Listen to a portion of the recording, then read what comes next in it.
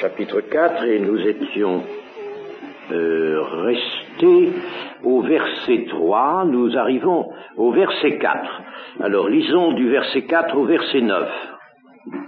Réjouissez-vous toujours dans le Seigneur. Je le répète, réjouissez-vous.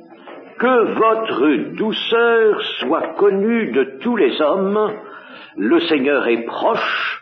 Ne vous inquiétez de rien, mais en toute chose faites connaître vos besoins à Dieu par des prières et des supplications avec des actions de grâce.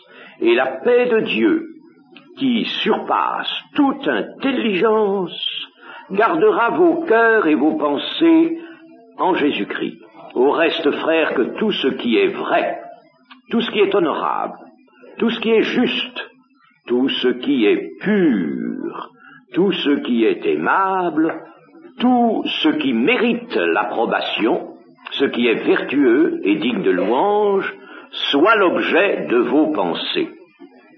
Ce que vous avez appris, reçu et entendu de moi, et ce que vous avez vu en moi, pratiquez-le. Et le Dieu de paix sera avec vous. Réjouissez-vous toujours dans le Seigneur, nous dit l'apôtre, comme une sorte de commandement. Mais l'on ne peut pas, dirons-nous, se réjouir à volonté. On ne peut pas, si l'on a sur l'âme un voile de tristesse, si même on ressent une puissante affliction, bien pire encore, si l'on ressent de l'amertume, de l'animosité, comment se réjouirait-on? On ne peut pas à volonté se réjouir. Aussi, n'est-ce pas à la nature humaine que cela est dit et demandé? Réjouissez-vous, ce n'est pas dit au vieil homme. Le vieil homme, il ne lui est pas demandé de se réjouir, car ce serait tout le contraire, précisément, de ce qu'il faut, tout le contraire de la volonté de Dieu. Si nous nous amenions le vieil homme, la nature humaine, à se réjouir, c'est que précisément elle sortirait de sa mort avec Christ, elle sortirait de sa crucifixion, de ce poids qui a été mis sur elle afin qu'elle ne participe plus au gouvernement de la vie. Elle ne peut pas participer au gouvernement de la vie nouvelle. Alors, par conséquent, si on lui demandait de se réjouir, autant dire, eh bien, c'est pas la peine d'être spirituel, soyez charnel, et prenez dans le mode charnel tout ce qui peut vous être agréable pour être joyeux.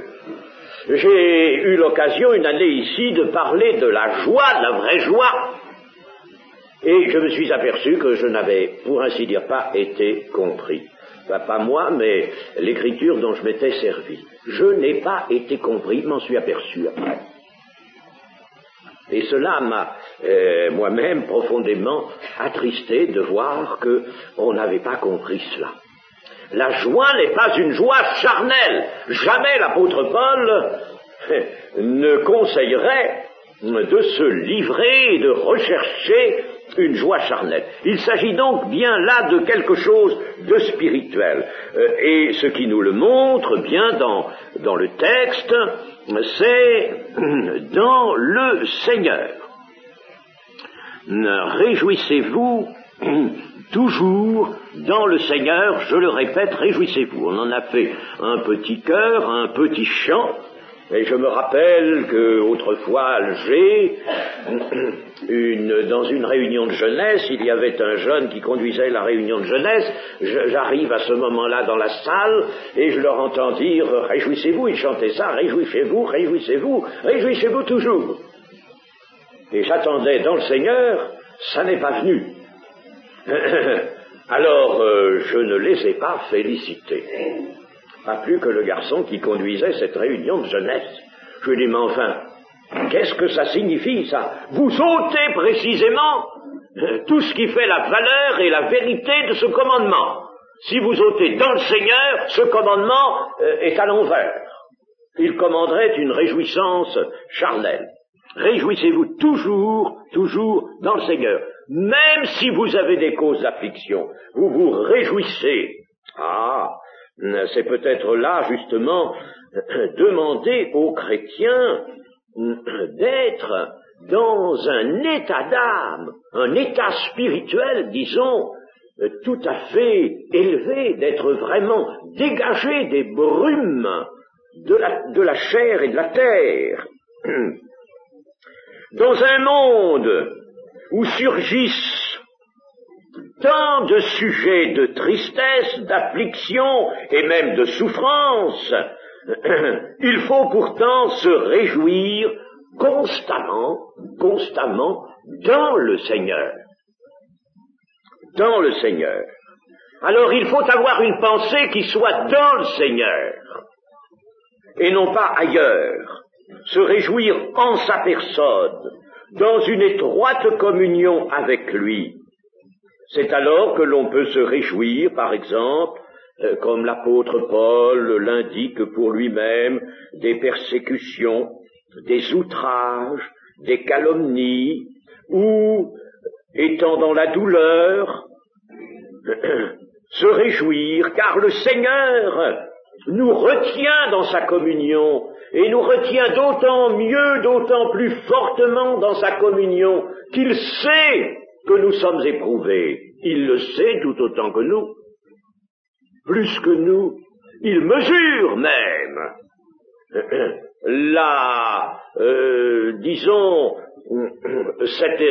l'intensité de cette épreuve, il la mesure, et il sait qu'il y a un point qu'il ne faut pas dépasser, mais de tout sens, c'est lui qui est là pour resserrer la communion et par conséquent nous permettre d'être vraiment dans la joie. Il nous retient dans sa communion et c'est alors la joie et la paix de Dieu qui sont les puissantes consolatrices des épreuves, des souffrances, des afflictions, des tristesses. Il y a d'ailleurs une tristesse selon Dieu qui est spirituelle, tout à fait spirituelle, une tristesse excellente.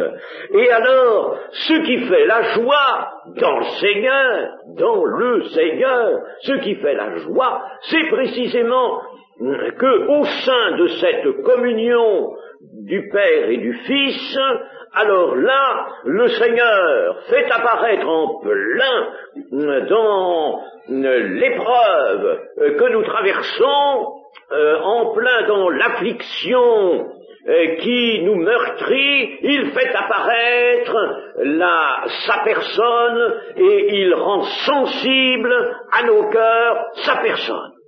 Alors c'est la joie au travers des épreuves et de l'affliction, la joie des martyrs qui sont aux morts rayonnants. Comment ont-ils fait ces hommes? Ils n'étaient pas des surhommes, ils sont morts rayonnants, comme Étienne, qui recevait des pierres et qui en est mort, et cela devait fortement meurtrir son corps, d'autant plus que on mettait le supplicié contre un mur, n'est-ce pas, pour ne pas qu'il recule, qu'il s'affaisse, et on lui lançait des pierres. Eh bien, alors qu'il était lapidé, que la mort de son corps était en train de venir, il était là contemplant le Christ debout à la droite du Père. Il s'était levé, le Seigneur, pour cette grande circonstance par laquelle son fidèle disciple passait. C'était une gloire, une gloire. Réjouissez-vous dans le Seigneur. Le Seigneur est proche, nous dit ici l'apôtre. Dans l'Apocalypse, il est écrit au chapitre 1er, au verset 3, au chapitre 22, au verset 10, il est écrit « Le temps est proche ». Mais Calvin pensait que « proche » signifiait que le Seigneur était tout près de ceux qui le servent.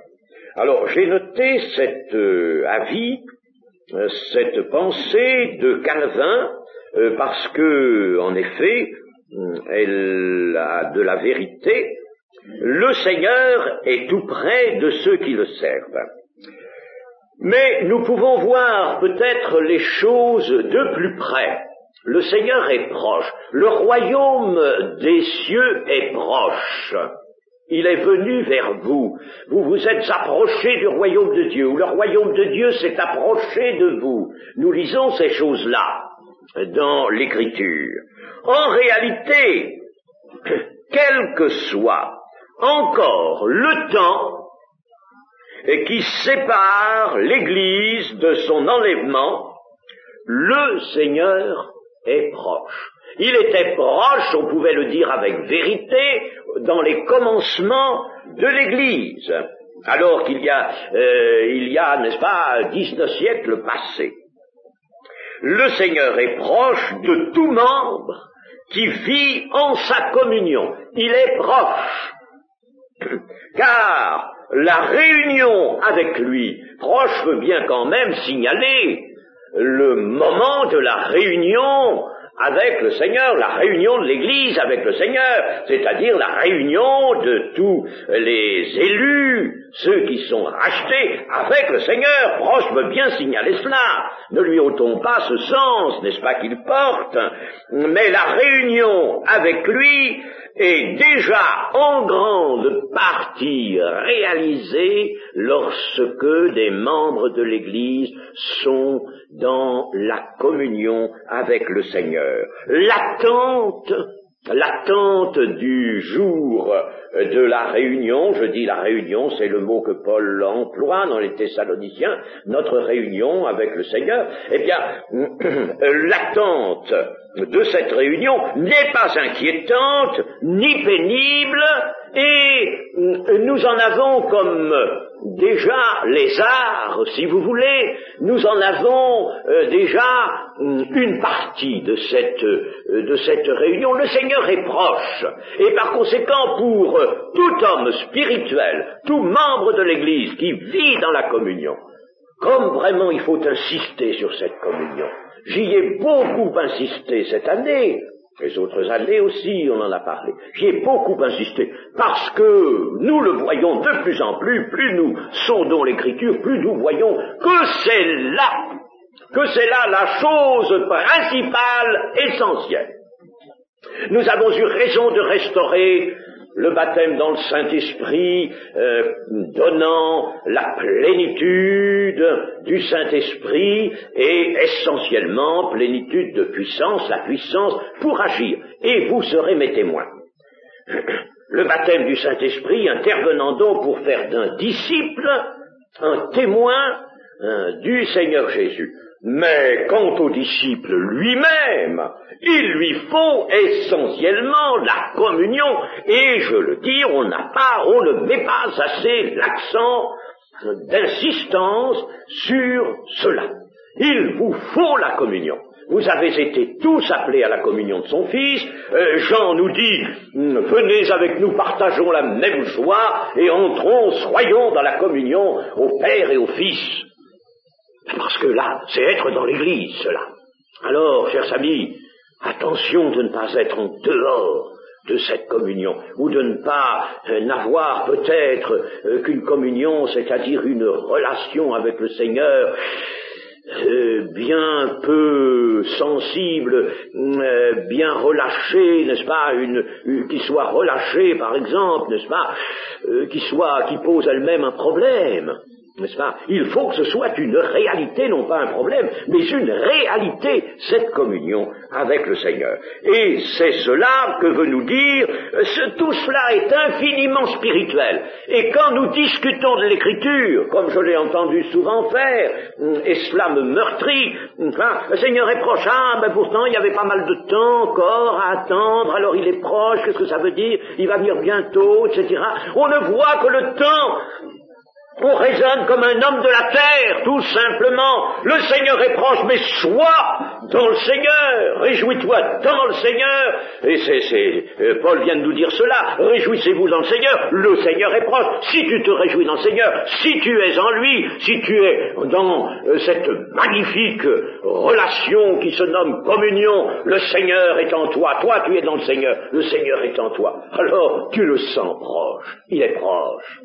Voilà, n'est-ce pas? Pour toi, la venue du Seigneur n'est pas un problème du tout, c'est presque déjà comme s'il était venu te prendre, car il t'a pris déjà, il t'a déjà saisi. Vous comprenez, n'est-ce pas? C'est tout cela a un sens spirituel, et ce n'est pas donné en pâture à la discussion, et au raisonnement, et aux questions. Le Seigneur est proche. Et nous arrivons au sujet des inquiétudes. Ne vous inquiétez de rien, mais en toute chose, faites connaître vos besoins à Dieu. Ne vous inquiétez de rien, ça c'est absolu. Et on peut vérifier la traduction second, elle est exacte, il n'y a pas de problème d'ailleurs de traduction ici, n'est-ce pas? C'est clair, le grec se traduit aisément. Ne vous inquiétez de rien, absolument de rien, rien. Y a-t-il encore quelque chose pour l'inquiétude? Non, il n'y a plus rien, aucune place pour l'inquiétude. Alors on dira, bah oui, mais c'est bien facile, peut-être à dire, mais moins facile à accomplir, parce que nous sommes assaillis de tous les côtés par des sujets d'inquiétude, et ça, on ne les désire pas, mais ils viennent tout seuls. Il faut bien dire, n'est-ce pas, qu'il y a de fausses inquiétudes, qu'il y a des tracas absolument inutiles dont nous devrions d'abord être totalement délivrés, ces tracas inutiles. Alors on s'inquiète parce qu'on est trop attaché souvent à bien des bricoles, bien des choses, n'est-ce pas, sans valeur, sans aucune valeur, et qui nous détournent de notre position, de notre marche spirituelle. Des tracas inutiles, intérieurs, on dit que, quelquefois, qu'est-ce que vous voulez, moi j'ai le caractère ainsi fait, n'est-ce pas, j'ai un tempérament inquiet, on dit, j'ai un tempérament inquiet. Eh bien, ton tempérament, crucifie-le, que veux-tu que je te dise? N'est-ce pas? Il est de trop, ce tempérament inquiet. Crucifie-le, comment veux-tu être vraiment chrétien avec ce tempérament inquiet si tu le gardes? Crucifie-le, et quand une inquiétude vient t'assaillir, refuse-la au nom de Jésus. Et puis dis, les choses iront bien, Seigneur, permets que tout aille bien, permets que tout se fasse pour la gloire de ton nom. Et puis tout ira bien. Tout ira bien. On peut s'inquiéter aussi d'une façon valable, pourrait-on dire, pour des choses qui vraiment motive normalement l'inquiétude, des choses qui, dans la vie, si vous voulez, des autres hommes, seraient de sérieux sujets d'inquiétude. Il y en a de sérieux sujets d'inquiétude. Le cas de notre sœur, par exemple, n'est-ce pas? Eh bien, il faut dire, n'est-ce pas, que même pour ces sujets d'inquiétude, nous n'avons pas à garder l'inquiétude, parce que souvent, n'est-ce pas, nous voyons la chose qui est blessante, qui est mauvaise, qui nous inquiète parce que c'est une chose qui éprouve, c'est quelque chose qui peut-être annonce un malheur plus grand, n'est-ce pas? Alors on s'inquiète de ça, on regarde cela. Eh bien, si nous avons confiance dans le Seigneur, la chose trouvera solution plus tard. Le Seigneur voit la solution. Eh bien, que nous la voyons aussi, cette solution, dans la confiance dans le Seigneur. On s'inquiète parce qu'on a surchargé aussi, souvent, sa vie de trop d'occupation ou de préoccupation, de trop d'activité. On a surchargé sa vie. Alors, le diable, il en profite, n'est-ce pas? Voyez-vous, alors il met des sujets d'inquiétude partout. Si on a beaucoup d'activités, beaucoup d'affaires, alors on est en relation avec beaucoup de gens qui doivent travailler avec vous, pour vous peut-être, sous vos ordres peut-être, n'est-ce pas? Et alors, ça va pas d'un côté, ça va pas de l'autre, etc. L'argent ne vient pas, telle chose n'arrive pas en son temps, etc., etc. Et pourquoi avez-vous toutes ces activités? Pourquoi tout ça? Un chrétien doit-il avoir tant d'activités que cela? En a-t-il besoin? Ça, je suis persuadé, mes amis, que le grand développement des activités est une erreur majeure. Et je peux le dire parce que j'ai connu bien des chrétiens qui, devenus foncièrement chrétiens, disciples du Seigneur, se sont débarrassés des activités dans lesquelles ils étaient toujours sur la brèche. Ils s'en sont débarrassés et ils ont gardé l'activité juste suffisante pour eux, pour vivre, eux et leur famille, et ils se sont débarrassés de tout ça. Ça est la sagesse de Dieu, n'est-ce pas? Alors, si nous-mêmes, de notre côté, nous développons les sujets d'inquiétude par manque de sagesse, ne nous plaignons pas, alors évidemment, à ce moment-là, n'est-ce pas, le texte n'est plus tout à fait pour nous. Et en tout cas, ce que le Seigneur nous dit ici par ce texte, en toute chose, quelles que soient les choses qui pourraient motiver ces inquiétudes, eh bien, en toute chose, faites connaître vos besoins à Dieu par des prières et des supplications avec des actions de grâce. C'est-à-dire, voyez-vous les actions de grâce là, elles montrent, nous en avons parlé, n'est-ce pas, nous en avons parlé des actions de grâce qui, en somme, ponctuent la prière de demande, parce que, n'est-ce pas, si nous élevons des actions de grâce, nous disons, la chose que nous demandons, nous l'avons déjà reçue. Nous l'avons reçue. Merci Seigneur, nous l'avons reçue. Nous savons, Seigneur, que tu as pris la chose en main. Nous savons que tu as apporté la solution qui nous était nécessaire. Et alors, faire connaître vos besoins à Dieu en toutes choses, c'est en somme les avouer à Dieu. Dire Seigneur, voilà, on est dans l'inquiétude pour ceci, cela. Il y a des inquiétudes qui viennent un peu nous tenailler, n'est-ce pas, nous tracasser. Seigneur, les voilà ces inquiétudes. Alors, nous allons te les faire connaître. En te les faisant connaître, en te les disant, nous te les, en somme, nous te les donnons. Nous te donnons nos soucis, Seigneur. Et le Seigneur le veut, ça. Nous te les donnons. Nous avouons nos inquiétudes. Et quand on les a avouées, on est déjà déchargé. On en est déjà déchargé. Quand on les a avoués à Dieu, on les a dit à Dieu, on en est déchargé. Si on l'a fait avec grande foi, alors c'est fini, on les a plus. On les a plus. Et les choses devront s'arranger, les choses s'arrangeront non pas par hasard, mais elles s'arrangeront parce que le Seigneur les a prises en main.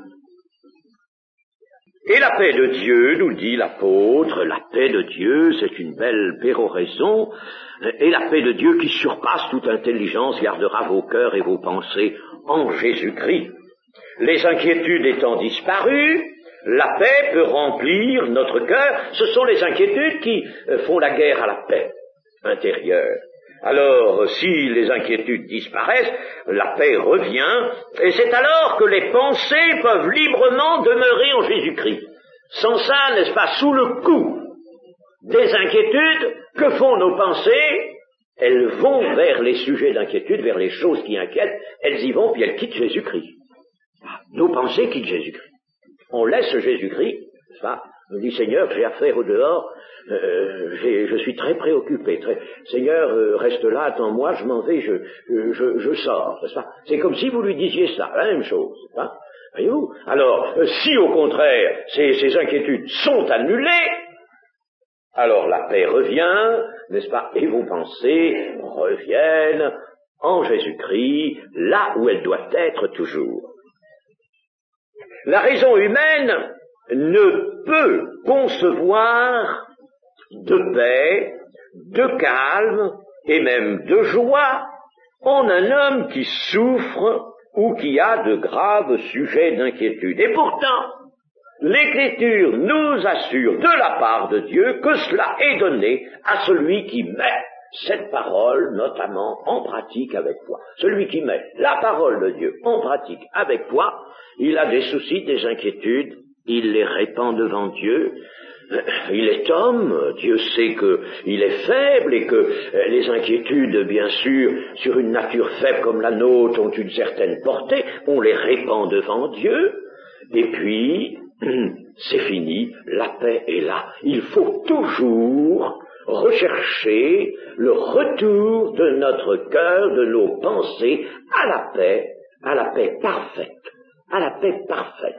C'est-à-dire la paix majeure, la paix du Seigneur. Je vous donne ma paix, la mienne, a dit le Seigneur.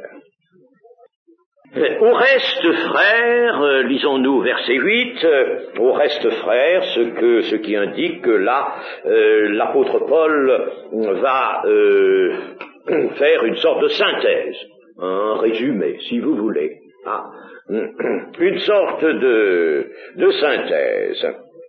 Et il va nous dire une méthode sûre qui constitue la bonne ligne de conduite du chrétien. Eh bien, essayons de l'esquisser, essayons de voir, n'est-ce pas, ce que sera cette bonne ligne de conduite du chrétien. Beaucoup de choses sont dites, n'est-ce pas, il est de temps en temps nécessaire de faire une certaine synthèse. Et il va nous dire tout ce qui est vrai.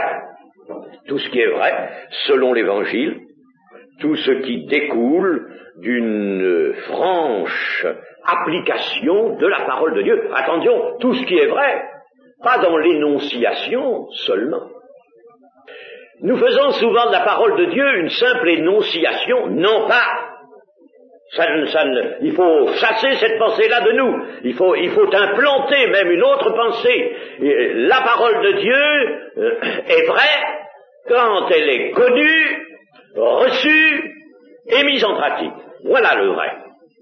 S'il manque une de ces trois choses, eh bien, la parole de Dieu, ne l'invoquons pas. N'invoquons pas la parole de Dieu comme une théorie, comme une simple énonciation.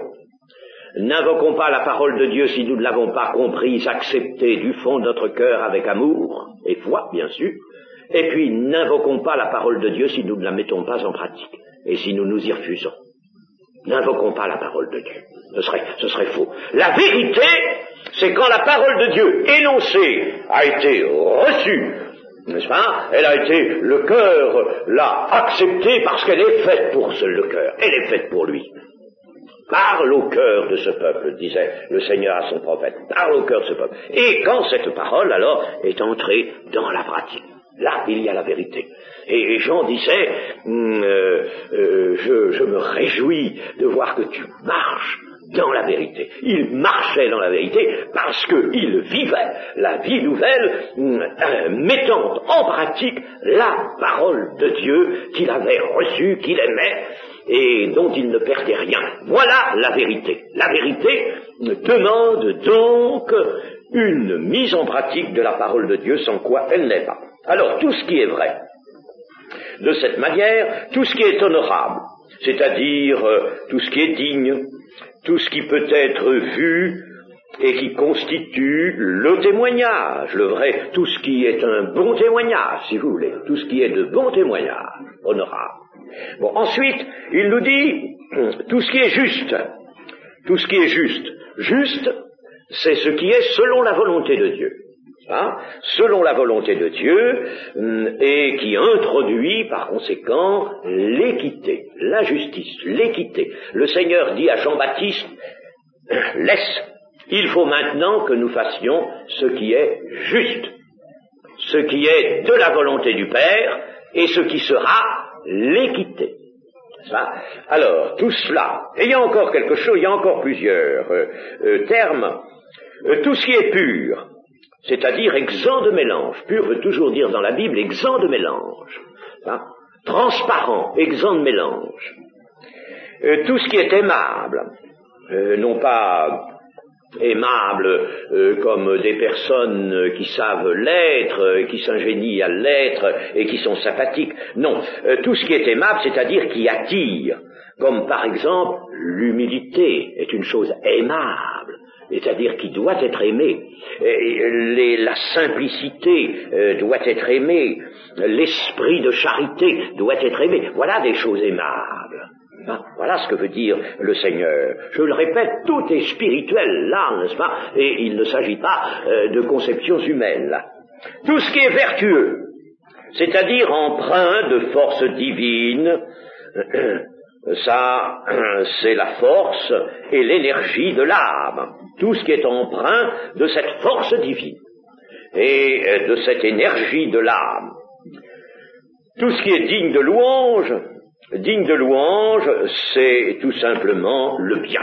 Le bien, lorsque il est pratiqué, il est fait, qu'il surmonte le mal, ça c'est digne de louange. Eh bien, tout cela, tout ce qui doit nourrir les pensées du cœur, tout ce qui doit contribuer à former les intentions du chrétien, les intentions d'un homme spirituel, ses aspirations, voilà. Rien par conséquent d'égoïste là-dedans, rien de personnel, rien qui soit venu de l'indifférence ou du mépris, rien non plus qui soit conçu ou fait par forfanterie, n'est-ce pas? Rien. Et ce qui est vertueux et digne de louange, que tout cela soit l'objet de vos pensées. Voilà. Ah, mes amis. Je me dis, nous avons du travail. Chacun pour soi a du travail à faire. On devrait, n'est-ce pas, presque à chaque instant, réviser sa conduite et tiens, ce que je viens de faire là, est-ce que ça correspond à tous ces critères là? C'était pas très honorable ce que je viens de faire. C'était pas très aimable, parce que ça ne se ressentait pas de l'humilité, de la simplicité. N'est-ce pas? Ce que j'ai fait, est-ce que ça mérite l'approbation? Est-ce que c'est vertueux? Est-ce que c'est digne de louange? Nous avons du pain sur la planche, du travail. Rien que ce verset, chers amis. Revenez-y de temps en temps et voyez si votre conduite répond à ces critères-là. C'est une très belle analyse, une très belle synthèse, un très beau résumé. Des choses à mettre de côté, n'est-ce pas? Et puis, il faut se juger soi-même, sans quoi nous risquerions un jour d'être jugés, nous dit l'Écriture. Jugez-vous vous-même afin que vous ne soyez point jugés. Alors il faut se juger soi-même. Un chrétien doit apprendre cela, s'éprouver lui-même, s'examiner lui-même, se juger lui-même. Et nous avons tout ce qu'il faut pour ça. Voyez-vous, l'Écriture nous dit tout ça pour que nous ayons en main, n'est-ce pas, de quoi nous juger. Et alors vous voyez comme il faut que nous relisions sans cesse l'Écriture. Parce que ça, n'est-ce pas, vous dites oui, je l'ai vu, ça je le connais, non? Alors, il faut y revenir, ça, de temps en temps. Il faut s'en servir, il faut se servir de cette parole. Mon cœur, est-ce que tu t'es conduit comme ça? Tout le temps? Hier? Aujourd'hui? T'es-tu conduit comme ça? Voyons voir un petit peu. Seigneur, rappelle-moi ce qu'il a... Ce Seigneur va vous rappeler. Tiens, tout à l'heure, tu as rencontré telle personne. Tiens, tout à l'heure, tu as fait telle démarche. Alors, regarde. Oh, oui, c'était pas vrai, c'était pas honorable, c'était pas juste, c'était pas aimable. Vous voyez comme nous avons à faire. Mes amis, il faut le faire. Et quand on nous dit, vous n'avez rien à faire, ça m'est resté sur le cœur, cette prédication, je vous l'assure. Je suis pas prêt de pouvoir vraiment la digérer, celle-là, n'est-ce pas? J'ai entendu ça une fois, oui. Vous n'avez rien à faire, chrétien, rien à faire. Moi je dis, vous avez à faire, vous avez à faire par la foi, il vous faut la foi, il vous faut l'amour du Seigneur, mais vous avez du pain sur la planche, n'est-ce pas, à vous examiner déjà, n'est-ce pas, voyez ce que vous avez à faire, et cela vous fera grandir. Si vous dites je n'ai rien à faire, eh bien, vous ne croîtrez jamais, vous resterez un enfant, et vous risquez, ce qui se voit, hélas, de redevenir un chrétien charnel. Car malheureusement, l'association de ces deux mots a un sens, un chrétien charnel. Quelqu'un, on ne peut pas dire, n'est-ce pas, ça personne ne peut le dire, bien sûr, n'est-ce pas, qu'il n'est plus sauvé, qu'il n'est plus, mais s'il continue, souvent tel qu'il est, s'il persiste à vivre comme il vit, avec tous ces défauts qui réapparaissent, avec toutes les aspérités de son caractère, n'est-ce pas, en ne faisant rien qui soit vraiment honorable, rien qui soit vrai, rien qui soit juste, rien qui soit digne de louange, hein? Eh bien alors, qu'est-ce que vous voulez, s'il continue comme ça, vous croyez qu'il va avoir de l'assurance quand le Seigneur apparaîtra? Ne va-t-il pas être confus et éloigné de lui? Je vous le laisse à penser. Nous avons ensuite ceci, au verset 9, ce que vous avez appris, reçu et entendu de moi, et ce que vous avez vu en moi, pratiquez-le, et le Dieu de paix sera avec vous. L'apôtre nous a dit, n'est-ce pas déjà, qu'il incitait les chrétiens à être ses imitateurs, et je l'ai dit, nous le pouvons aussi, parce que nous connaissons beaucoup de choses de Paul. Et le Seigneur, l'Esprit l'a voulu ainsi, nous connaissons beaucoup de choses. Hein? Ce serait plus difficile, par exemple, d'imiter Pierre, parce que on sait ce qu'il a fait, n'est-ce pas, dans les commencements de l'Église, comment il s'est servi des clés du royaume, hein, pour ouvrir les portes. Mais ensuite, on ne sait plus trop ce qu'il a fait. Il nous a donné de bonnes épîtres. Tandis que Paul, n'est-ce pas, le Seigneur a voulu que sa vie chrétienne, son ministère s'étale là, n'est-ce pas, dans beaucoup de pages, que nous en ayons connaissance, et nous pouvons en effet imiter l'apôtre Paul, nous aussi, bien que nous ne l'ayons pas connu. Pratiquez-le. Vous voyez comme l'apôtre désire la mise en pratique de la parole de Dieu. Nous arrivons au verset 10 et nous terminerons cet épître ce matin. Il y a moins de choses à dire, je pense, dans cette fin d'épître. Alors, chapitre 10. J'ai éprouvé une grande joie dans le Seigneur, de ce que vous avez pu enfin renouveler l'expression de vos sentiments pour moi, vous y pensiez bien. Mais l'occasion vous manquait. Ce n'est pas en vue de mes besoins que je dis cela, car j'ai appris à être content de l'état où je me trouve. Je sais vivre dans l'humiliation, et je sais vivre dans l'abondance.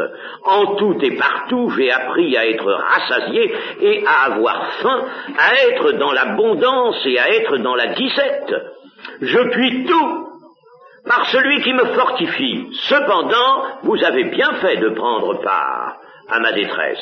Vous le savez vous-même, Philippiens, au commencement de la prédication de l'Évangile, lorsque je partis de la Macédoine, aucune église n'entra en compte avec moi pour ce qu'elle donnait et recevait. Vous fûtes les seuls à le faire, car vous m'envoyâtes déjà à Thessalonique, et à 2 reprises, de quoi pourvoir à mes besoins. Ce n'est pas que je recherche les dons, mais je recherche le fruit qui abonde pour votre compte. J'ai tout reçu, et je suis dans l'abondance. J'ai été comblé de biens en recevant par Épaphrodite qui vient de vous comme un parfum de bonne odeur, un sacrifice que Dieu accepte et qui lui est agréable. Et mon Dieu pourvoira tous vos besoins selon sa richesse avec gloire en Jésus-Christ. À notre Dieu et Père soit la gloire au siècle des siècles. Amen. Saluez tous les saints en Jésus-Christ. Les frères qui sont avec moi vous saluent, tous les saints vous saluent, et principalement ceux de la maison de César. Que la grâce du Seigneur Jésus-Christ soit avec votre esprit. Ce sont là surtout les salutations et les remerciements de l'apôtre Paul pour les subsides que les Philippiens lui avaient envoyés tout à fait spontanément. Il n'avait rien demandé, mais il lui avait envoyé spontanément des subsides à plusieurs reprises. Et il y a dans ces remerciements, vous pourriez lire et relire cela, il y a dans ces remerciements une simplicité chrétienne, une absence totale d'emphase et de supériorité. Pourrait tout de même être supérieur. Il exerce une autorité qui est très haute, l'autorité de Jésus-Christ. Il exerce l'autorité de Jésus-Christ, et il doit l'exercer. Il le rappelle, apôtre de Jésus-Christ par la volonté de Dieu. Mais non, quand il adresse ses remerciements c'est l'homme humble, pas d'emphase du tout, pas de supériorité, une grande simplicité. Et cela est la marque de la véritable humilité. Vraiment, cet apôtre est bien un modèle. Il y a quelquefois, chez ceux qui reçoivent des subsides ou des dons ou des présents, n'est-ce pas? Des présents, on parle souvent de cadeaux, et j'ai fini par ne plus aimer ce mot-là. Parce que quand on dit que le Seigneur vous a fait un cadeau au lieu de dire un don, moi ça me reste sur l'estomac, ça, qu'est-ce que vous voulez? Je suis comme ça, moi, j'aime pas ça. Un cadeau. Mais non, c'est pas un cadeau. Il nous a fait des dons spirituels. C'est pas la même chose qu'un cadeau, ça. Moi, je n'aime pas l'idée de cadeau. Mais l'idée de don, oui. L'idée de charismata, ça ne veut jamais dire un cadeau. Et il y a des choses dans le langage qui choquent, si vous voulez. Moi, ça me choque. Alors, des dons, n'est-ce pas? Eh bien, il y a, là, ici, il s'agit de dons faits par une église. Et on peut dire que certains qui sont susceptibles de recevoir des dons faits par une église font preuve de délicatesse, ou alors n'en veulent pas. Mais attention, la délicatesse qui ne veut rien recevoir peut renfermer quelquefois de l'orgueil. Et c'est pour ça que l'apôtre Paul a reçu. Il a reçu, il en avait besoin, il a même été comblé. Il s'est laissé combler. Il en avait besoin, il s'est laissé combler. Pourquoi aurait-il refusé, n'est-ce pas, s'il avait ce qu'on appelle humainement la délicatesse? Attention, que quoi la délicatesse, c'est un raffinement de l'orgueil, quelquefois, n'est-ce pas? Attention. Moi, je ne vous dis pas ça pour susciter les dons, n'est-ce pas? Vous n'avez pas besoin de vos dons. Mais, n'est-ce pas, je le dis, n'est-ce pas? Parce que si des dons sont faits par la foi, toutefois, sachez les diriger, vos dons. Ne les envoyez pas à droite, à gauche, là, à tout le monde, celui qui vient planter sa tente quelque part, n'est-ce pas, et qui met beaucoup de haut-parleurs, et des haut-parleurs très puissants à la porte, n'est-ce pas, n'allez pas justement lui donner vos dons. Mais, n'est-ce pas, lorsque l'Église donne des dons bien dirigés, là c'était très bien, c'était le serviteur de Dieu, c'était un grand serviteur de Dieu, il fallait le soutenir dans toute son activité, et c'était parfait, c'était très bien, il n'y avait pas à faire preuve de cette délicatesse humaine qui, quelquefois, je vous dis, a une pointe d'orgueil. Cependant, lui, l'apôtre, est élevé au-dessus de toute recherche de dons ou d'avantages en nature, d'avantages terrestres. Il est élevé, il les reçoit, mais ce n'est pas un homme avide de ces choses. Il n'a aucune avidité, aucune recherche, bien entendu. Et tout cela est magnifiquement dosé, exprimé. On est à l'aise par un texte comme celui-là. On est à l'aise. Et je suis persuadé même que des inconvertis lisant ça ne seraient pas choqués. Les inconvertis sont souvent choqués par les quêtes. Ils n'aiment pas ça, les quêtes. Les quêtes et les appels d'argent, les appels. On n'en a jamais fait ici d'appels d'argent. En somme, l'apôtre Paul a connu des situations très inégales. Il a été tantôt comblé dans l'abondance, tantôt privé, tantôt dans la disette, ayant faim même, il le dit, ayant faim. Mais il s'est joyeusement accommodé de toute situation. Voilà encore une indication qui nous est nécessaire. Il s'est accommodé de toute situation. C'est ce qu'il faut faire si on est un témoin de Jésus-Christ, savoir s'accommoder de toute situation. Alors, et l'apôtre a appris, lui, à vivre par la foi vraiment et dans la seule vision de son ministère. Et il dit, je puis tout par celui qui me fortifie. Je puis tout. Ah, ça c'est beau aussi, c'est une belle assurance. Le Seigneur veut que ses disciples sachent se contenter de toute situation Il veut que les récriminations ou les plaintes soient inconnues, que on ne puisse pas en entendre au milieu des chrétiens. Voyez par exemple, n'est-ce pas, ces Israélites dans le désert qui récriminaient, puis alors ils pensaient aux pots de viande, les os, l'ail, n'est-ce pas, ils aimaient beaucoup l'ail, faut croire. Alors ils pensaient à tout ça qu'ils avaient en Égypte, ils avaient ça à satiété en abondance, puis alors là ils n'avaient plus que la manne. Et la manne c'était bon pourtant, ça les nourrissait très bien, et c'était une nourriture de santé. Une nourriture on ne peut plus rationnelle. Ben ça leur suffisait pas, alors ils récriminaient. Mais c'est affreux. Mais c'est affreux. Ils ont été punis pour cela. Ils ont été punis.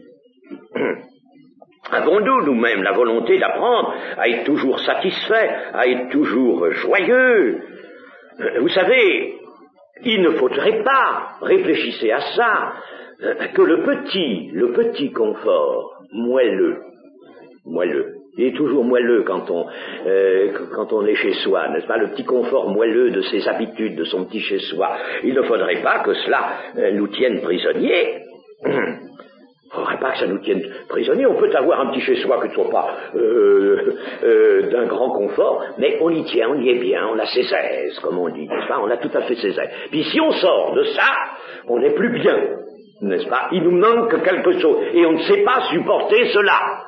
Alors on est prisonnier de son petit confort moelleux, on est prisonnier de ses habitudes, et si on nous enlevait même ces faibles biens, si on nous les enlevait, il y a des gens sur la terre à qui on les a enlevés, allez voir en Russie et ailleurs, enfin il y a des gens à qui on les a enlevés, et puis l'Écriture nous dit, n'est-ce pas, qu'on doit pouvoir supporter l'enlèvement de ses biens. Il y a des chrétiens, de vrais chrétiens, qui ont supporté ça, très bien. Ah, eh bien, c'est parfait. Moi, j'ai perdu une maison en Algérie. J'ai perdu une maison, et là, on l'avait fait construire. Et puis, ma femme et moi, je vous assure, ça ne nous a rien fait du tout. Nous n'avons, merci Seigneur, qui a permis cela, nous n'avons pas eu dans le cœur le moindre regret du tout. C'est comme ça, les circonstances ont été comme ça. La maison, elle est restée. Hein, on n'a pas emporté, et puis ça va bien, ça n'a pas d'importance. Comme dit l'apôtre ici, je recherche le fruit qui abonde pour votre compte.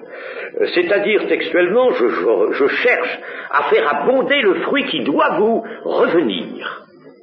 Je cherche à faire abonder le fruit qui doit vous revenir. Il s'agit d'un fruit spirituel, bien sûr, n'est-ce pas, que les Philippiens recueilleraient certainement de leurs dons et de leur amour fraternel pour le serviteur de Dieu qu'est l'apôtre Paul.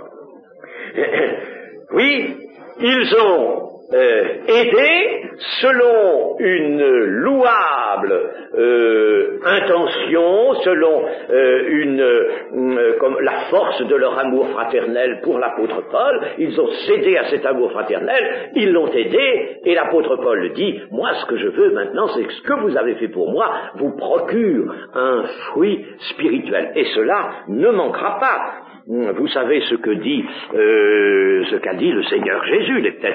Là, c'est peut-être l'occasion de le relire dans Matthieu 10. Matthieu 10, c'est verset 40. Celui qui vous reçoit me reçoit, et celui qui me reçoit reçoit celui qui m'a envoyé. Celui qui reçoit un prophète, en qualité de prophète, recevra une récompense de prophète. Et celui qui reçoit un juste, en qualité de juste, recevra une récompense de juste. Et quiconque donnera seulement un verre d'eau froide à l'un de ses plus petits parce qu'il est mon disciple, je vous le dis en vérité, il ne perdra point sa récompense.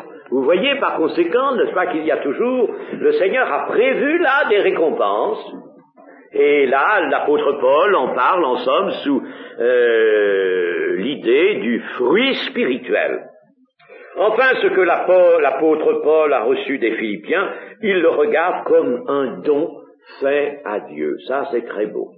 C'est très beau. Et c'est personnellement ce que j'ai fait quand j'ai eu l'occasion de faire des remplacements d'église et qu'on a voulu me faire quelques dons en nature, par exemple, n'est-ce pas? On m'a donné par exemple un jour à Villeneuve un fauteuil de bureau. D'ailleurs je ne l'ai plus, il est chez un pasteur maintenant, il y a un pasteur qu'on avait besoin, je lui ai passé le fauteuil de bureau. Mais enfin, n'est-ce pas, c'est un don, vous voyez, qui sert le Seigneur. Hein? Eh bien, j'ai considéré ces choses comme faites à Dieu, faites à Jésus-Christ. J'ai dit, Seigneur Jésus-Christ, tu vois, il te donne cela. Parce que c'est sa parole qui a suscité en eux ce désir fraternel de faire cela. Il te donne cela, et c'est moi qui en profite. Et nous arrivons aux salutations, ce n'est pas la peine de nous y arrêter particulièrement, sauf au verset 22. Au verset 22, il est dit « Tous les saints vous saluent ». Et l'apôtre Paul était à Rome, ne l'oubliez pas.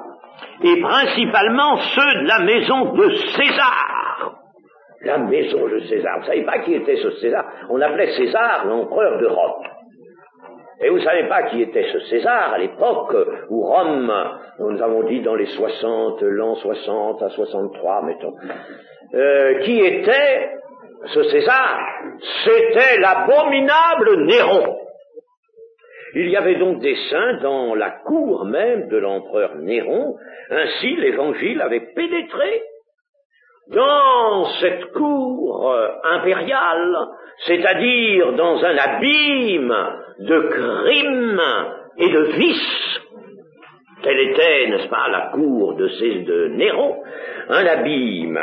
Et quelques personnes avaient reçu grâce et consécration pour la vie nouvelle en Jésus-Christ. Ils étaient devenus des saints de l'Église, là au milieu dans cet affreux milieu, n'est-ce pas? Alors vous voyez que l'Évangile peut entrer partout. Il peut y avoir des cœurs qui reçoivent l'Évangile, la puissance de l'Évangile est grande, et que nous le sachions et que nous nous en réjouissions. Amen. Amen.